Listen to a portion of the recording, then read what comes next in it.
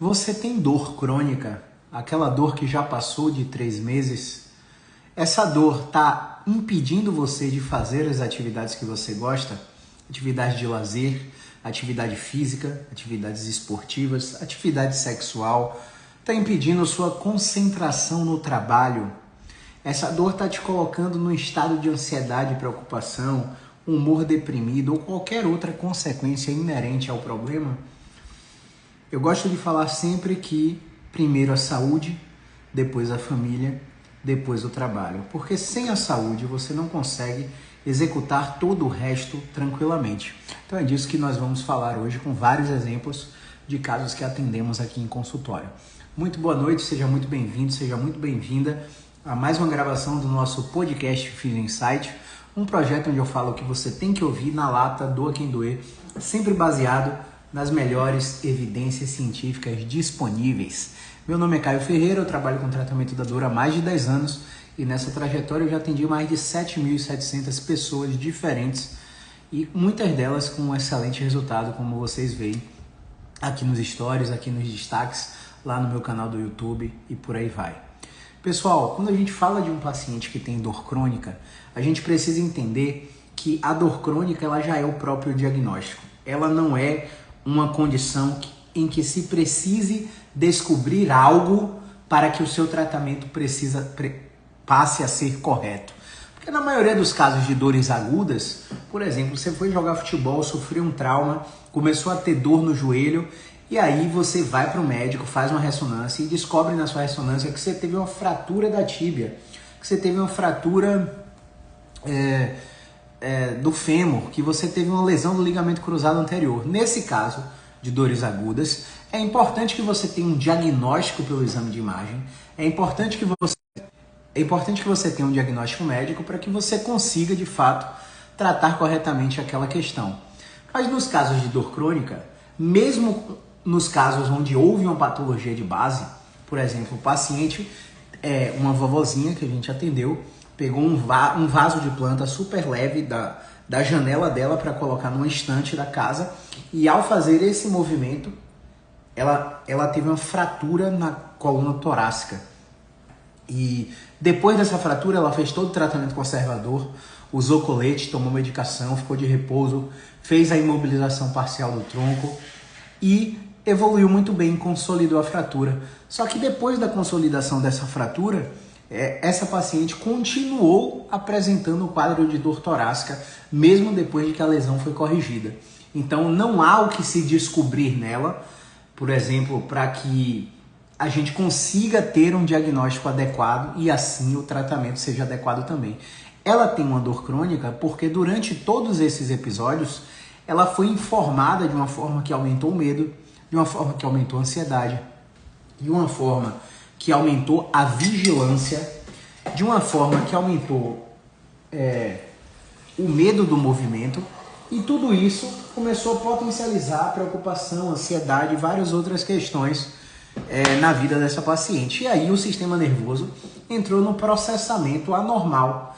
E esse processamento começa a fazer com que a paciente tenha alodínia, por exemplo, que a dor, quando a paciente é submetida a estímulos que são inofensivos, como por exemplo um abraço, o vento do ventilador batendo no pescoço, estímulos inócuos, inofensivos, são fortes o suficientes para fazer com que essa paciente tenha dor. Então, na maioria das vezes, não há o que se descobrir para que essa paciente passe a ter um tratamento adequado. E por que eu abri essa live falando disso?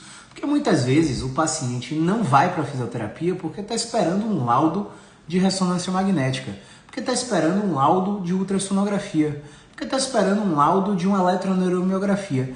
Mas na real, esse paciente já tem dor há mais de 3 meses e a primeira coisa que ele deveria fazer é a fisioterapia. E aí você precisa diferenciar o que é uma fisioterapia que realmente traz resultado de o que é uma fisioterapia que vai mexer com você e vai te fazer com que você fique ali naquela fisioterapia pro resto da vida. Hoje a gente deu alta para uma paciente muito especial que veio para a gente com um quadro de cefaleia cervicogênica, uma dor de cabeça de origem cervical, muita restrição de movimento, muita alodínia na região de couro cabeludo, e ela evoluiu super bem no protocolo de 3 meses. E aí eu expliquei para ela, como que a gente trabalha o após o tratamento. E aí eu falei para ela, olha, na semana 1 você vai fazer isso, isso e isso, na semana 2 isso e aquilo, na semana 3 a gente vai fazer essas estratégias, na semana 4 a gente vai fazer todas essas estratégias. Detalhe, todas essas estratégias que eu ensinei para ela de semana após semana para ela fazer na alta, ela já vem trabalhando durante 3 meses aqui no consultório, já está enraizado no conhecimento dela, além dela ter todos os vídeos do processo de tratamento que ela passou aqui.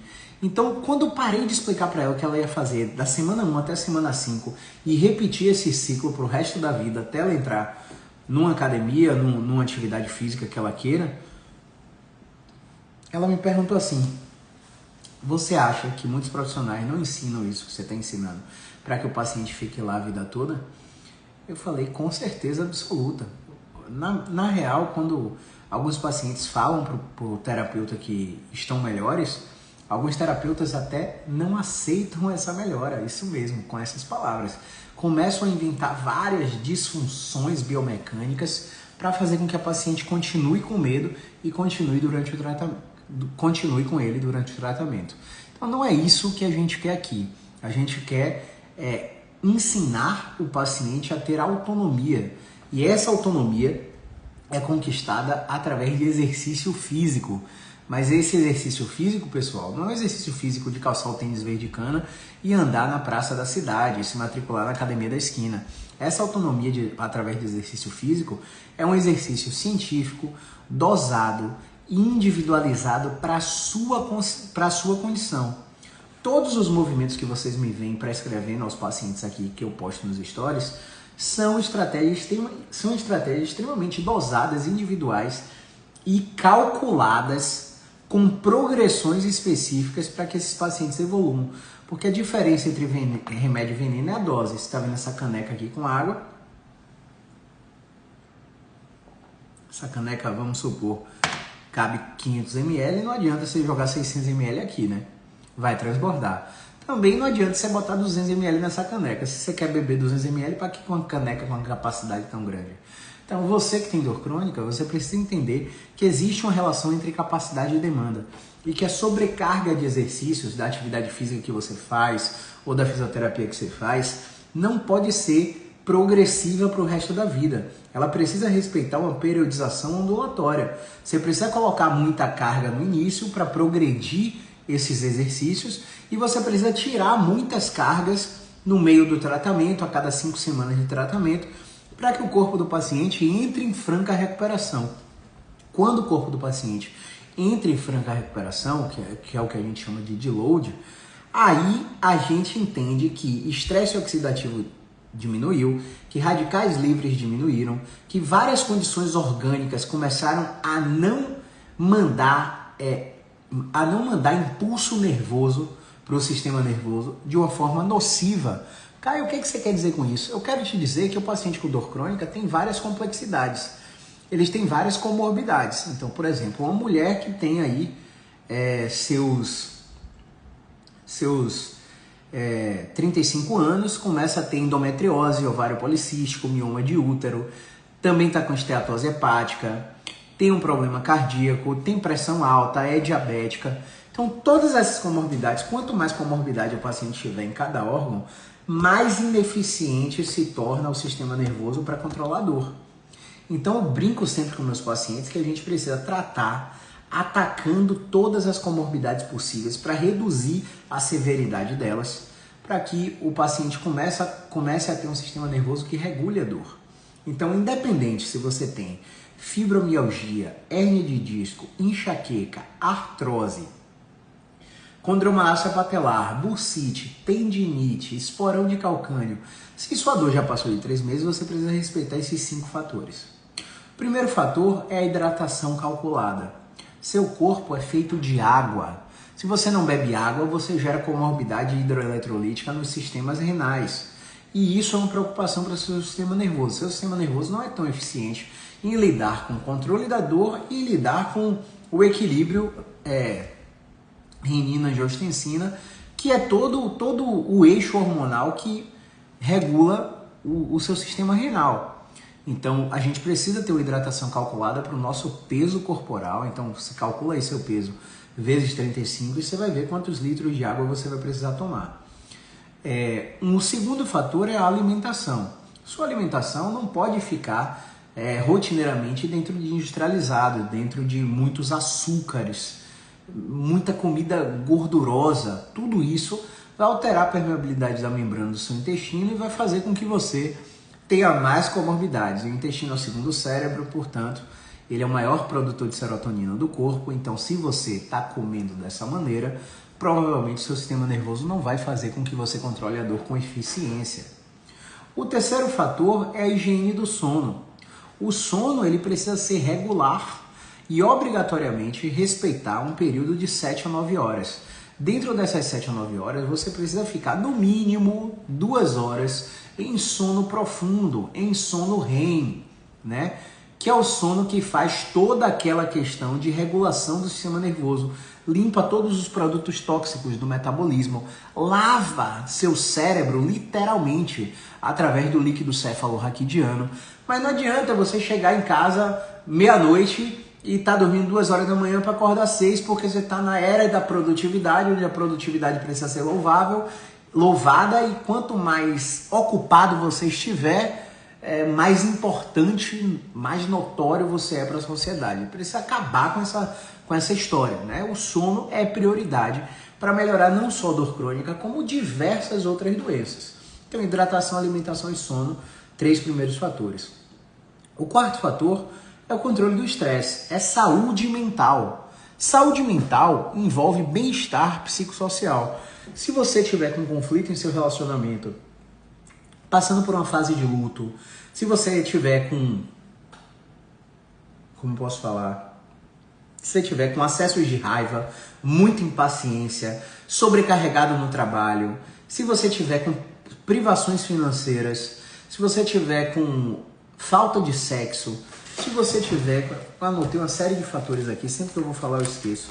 Mas se você tiver com alguma ideação suicida, né, pensando em tirar sua própria vida, muito ansioso, se você tiver com ausência de lazer, ou se você estiver numa fase de transição de vida e carreira, onde você precisa tomar uma decisão que vai mudar o rumo de sua vida, se você tiver qualquer distúrbio endócrino / metabólico, tudo isso vai fazer com que você tenha um sistema nervoso muito mais irritável. Então, essa lâmpada aqui na minha frente, para iluminar aqui a nossa live, tá natural para mim, mas tem alguma pessoa que vai estar diante dessa câmera, diante dessa lâmpada, dessa softbox aqui, vou mostrar aqui para vocês. Vai ter alguma pessoa que vai estar de frente para essa câmera e vai estar sentindo dor de cabeça, vai estar sentindo dor cervical, porque a iluminação, que é um estímulo inofensivo, está gerando impulsos nervosos exagerados através da interpretação dos seus olhos. Nessa iluminação artificial, 8h30 da noite, vai chegar dentro da sua célula clock, lá no gânglio supraquiasmático, e vai cortar todos os estímulos que você tem para dormir. E aí, meu amigo, não adianta chá de camomila, não adianta você ficar tomando valeriana, tomando melatonina, tomando magnésio. Meu amigo, esses produtos não tem satélite, não tem GPS para entrar no seu organismo e ir direto para a área do cérebro que regula o sono. Sono é comportamento, sono é hábito. Você precisa fazer com que o sono seja regulado, até para que seu nível de estresse seja regulado. E se mesmo assim, controlando hidratação, alimentação e higiene do sono, você ainda estiver bastante estressado, bastante ansioso, com humor deprimido ou com qualquer um desses outros fatores aqui, você fatalmente vai continuar com dor. E aí o processo terapêutico não vai poder ser só comigo, só com o fisioterapeuta. O processo terapêutico, ele vai ter que ser com psicólogo também, né? E não é psicanálise, não é terapia transpessoal, é psicologia baseada em evidências. Grande guarda-chuva de terapias cognitivas comportamentais, né? Terapia dialética comportamental, de aceitação e compromisso. Não é qualquer psicólogo, literalmente, senão você não vai conseguir lidar com esse problema, tá? E o quinto e eu julgo um dos mais importantes pontos é o exercício físico. Eu sei que muitas vezes vocês acreditam que tá doendo, como que eu vou fazer exercício? Eu fiz exercício e doeu, como que eu vou continuar? Gente, a gente não espera a dor reduzir para fazer exercício, não. A gente faz exercício justamente porque a dor tá lá. Você precisa ter um parâmetro de melhora, de evolução. E qual que é esse parâmetro? O parâmetro é muito claro. O parâmetro é, fiz exercício, doeu. Não tô nem aí. Não tô nem aí porque não quer dizer que meu problema está agravando. Eu tenho dor crônica, minha dor é mais de 3 meses. Não quer dizer que eu tenho uma ferida aberta que o exercício está machucando. Minha dor pode ser por causa de rigidez. Minha dor pode ser porque eu estou bastante estressado. Todos esses motivos que eu falei anteriormente. Minha dor pode ser simplesmente porque eu estou descondicionado. Porque eu não estou acostumado. Então eu vou fazer para ver como eu me sinto em 24 horas. Você fez exercício. Em 24 horas você ficou pior? Aí sim, o exercício não está adequado para você. Não é para parar de fazer exercício. É para buscar um profissional prescritor de exercício. Geralmente esse profissional que trabalha com prescrição de exercício para controle da dor é o fisioterapeuta. Geralmente o educador físico é um profissional que trabalha com prescrição de exercício para treinamento, que é uma coisa completamente diferente, apesar de eu reconhecer que existem educadores físicos que já têm uma visão muito científica de dores crônicas e que podem literalmente abordar vocês tranquilamente, tá? Então esses são os 5 fatores que a gente precisa regular se a gente quiser ter sucesso no controle das dores, tá? A gente precisa entender também que não é qualquer profissional, que cada profissional tem uma linha de raciocínio e que se você ficar pulando de galho em galho, indo para vários profissionais ao mesmo tempo, você vai ouvir um diagnóstico diferente de cada um. E aí você vai ficar mais confuso, você vai ficar com mais medo, você vai ficar mais ansioso e por aí vai. Então a gente precisa ter muito cautela quando a gente escolhe o profissional que vai cuidar da nossa dor, beleza? Então era isso que eu tinha para falar hoje, espero ter ajudado vocês. Regulem seu sono, regulem sua hidratação, regulem sua alimentação, façam um controle de estresse, parem de ficar com alta irritabilidade e literalmente façam a questão do exercício físico, apesar da dor.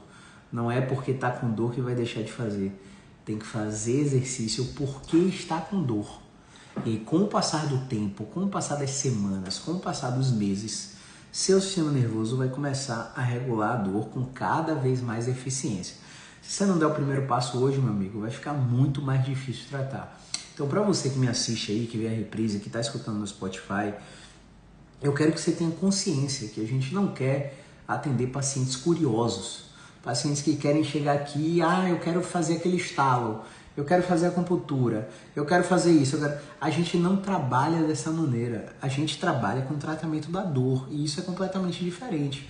A gente vai avaliar você e na avaliação a gente vai ver de qual das 18 técnicas que a gente trabalha, qual é indicada para você. A gente vai entregar a técnica que é indicada para você. Não a técnica que você veio comprar. O que a gente vende é a consulta especializada em dor e logo depois o tratamento da dor. Então a gente não vende sessão isolada para você ficar comprando de uma em uma ou comprando em pacotes de 10 sessões. A gente vende um plano personalizado para você, que vai ter um tempo específico para você cumprir, beleza? Então o processo é completamente diferente, extremamente específico, individual, personalizado e feito para atender a sua demanda, a sua necessidade. Por isso que é extremamente diferente do que os planos de saúde oferecem por aí. Tá bom? Grande abraço. Movimento é vida.